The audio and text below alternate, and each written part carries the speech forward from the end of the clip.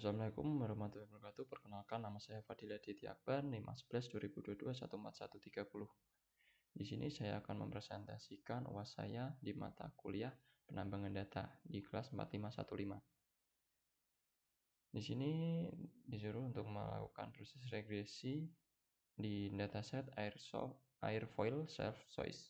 Untuk datasetnya diambil dari UC dengan keterangan dataset karakteristiknya itu multivariatif dan subjek karyanya Physics and Chemistry, dan untuk associated text-nya yaitu regression. Untuk fiturnya ada 5, untuk instance-nya ada 1503. Untuk fitur tipenya yaitu real, dan di sini terdapat keterangan bahwa dataset tersebut tidak terdapat missing value-nya. Dan selanjutnya itu melakukan prosesnya. Yang pertama-tama yaitu ada load library-nya. Kemudian melakukan import data. Untuk melakukan import data yaitu mencantumkan kolom yaitu frekuensi, angle of attack, chord lag, dan free stream velocity, structure set displacement, sound pressure, dan ada sound pressure level.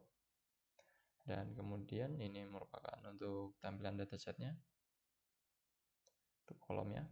Kemudian data info untuk mencari informasi dataset tersebut, dan di sini mendapat info bahwa di dataset tersebut terdapat 1503 entries dan terdapat 6 kolom.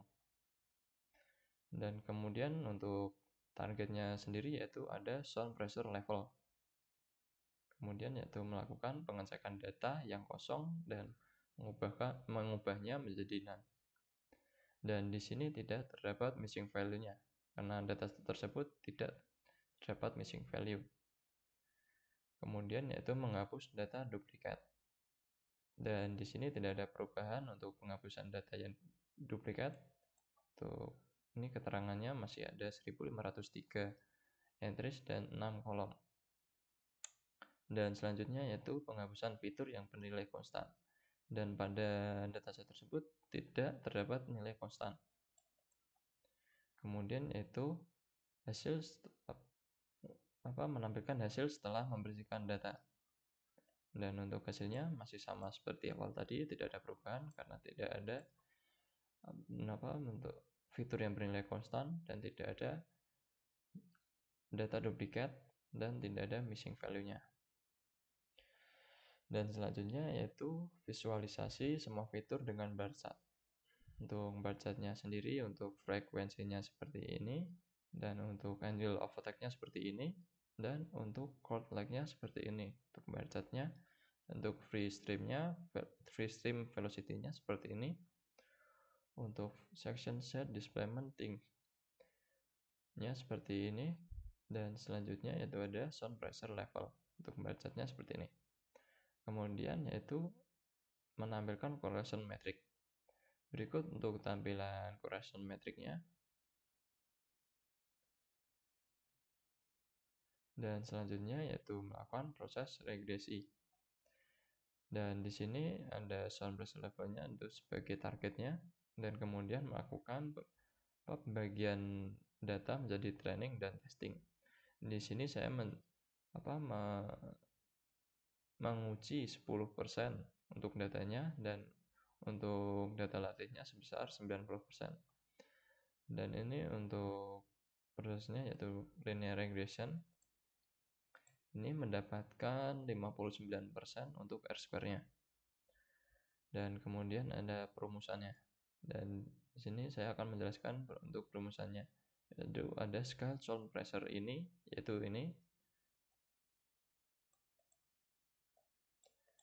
Scale sound pressure ini nilai dasarnya adalah 132,724 yang menunjukkan nilai saat semua faktor lainnya 0. Setiap meningkatnya 1 unit pada frekuensi akan mengurangi scale sound pressure sebesar 1,264. Dan untuk angle of attack-nya mengurangi sebesar 4,228.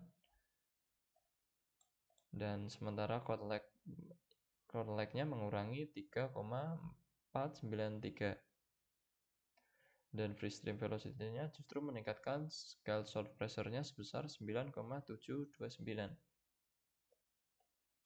Dan terakhir yaitu ada section set displacement teknis mengurangi sebesar 1,411.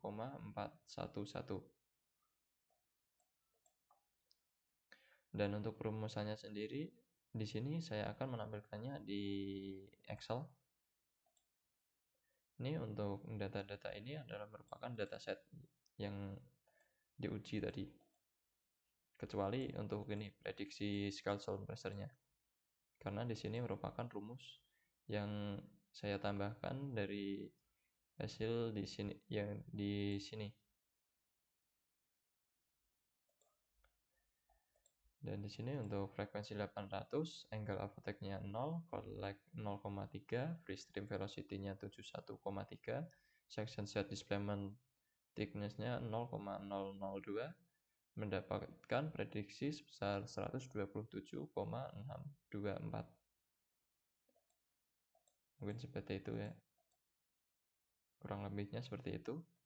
Dan selanjutnya yaitu hasil R-square, MSE, MAPE dari multilinear regression. Berikut untuk hasilnya. Untuk hasilnya mendapat 59% untuk R-square-nya. Dan untuk R-square trend datanya mendapat 50%. Dan untuk R-square test datanya mendapat 59%. Semakin tinggi R-square ini, maka semakin baik model dalam menjalankan variasi datanya.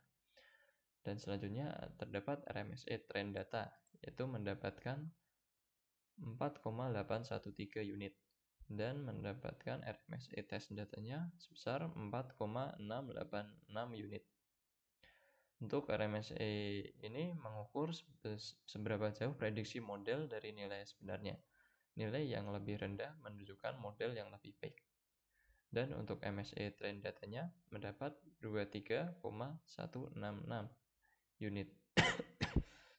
Dan untuk MSE test datanya mendapat 21,956 unit.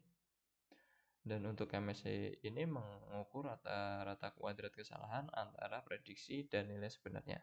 Semakin rendah nilai MSE, maka semakin baik juga performa modelnya.